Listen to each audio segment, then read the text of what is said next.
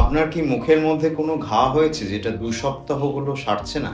এটা কিন্তু ক্যান্সার হতে পারে। যখনই আমাদের মুখে কোনো ইনজুরি হয় বা ধরুন খুব বেশি লং স্ট্যান্ডিং অ্যাসিডিটি থেকে বা কোনো শার্প টুথ এজ থেকে যে আলসারগুলো হয়, সেগুলো সাধারণত খুব শর্ট লাস্টিং এবং একটা টাইম পর 7-10 দিনের মধ্যে সেগুলো সেরে যাওয়া উচিত। কিন্তু সেটা যদি না হয়, সেটা কিন্তু আন্ডারলাইন ওরাল ক্যান্সারের একটা সিম্পটম হতে পারে। ইনিশিয়ালি ওরাল ক্যান্সার খুব ছোট্ট একটা আলসার হিসেবে শুরু হয় এবং সেটাকে ট্রিটমেন্ট না করলে সেটা আস্তে আস্তে বড় হতে থাকে এবং আশেপাশে লিম্ফ নোড, যে আমার গলার যে লিম্ফ নোডগুলো সেইগুলোকে ছড়াতে থাকে। তো একদম প্রথম স্টেজে যদি আমরা এই আলসারগুলোকে ধরতে পারি এবং তার বায়োপসি করে প্রমাণ করতে পারি যে এটা ক্যান্সারাস, সেক্ষেত্রে আমাদের ট্রিটমেন্ট করে সাফল্য পাওয়ার সম্ভাবনা অনেকটাই বেড়ে যায়।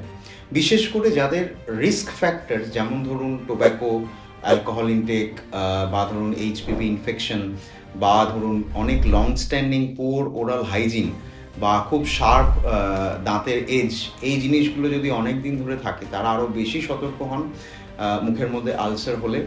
এবং যখনই সেটা 7-10 দিনের বেশি থাকছে, সেটা কাউকে দেখিয়ে বায়োপসি করিয়ে অ্যাটলিস্ট এক্সক্লুড করার চেষ্টা করুন যে এটা ক্যান্সারাস বা ক্যান্সারাস না। যত তাড়াতাড়ি ধরতে পারবেন তত তাড়াতাড়ি সেরে ওঠার সম্ভাবনা। আশা করি হেল্পফুল হলো ভিডিওটা।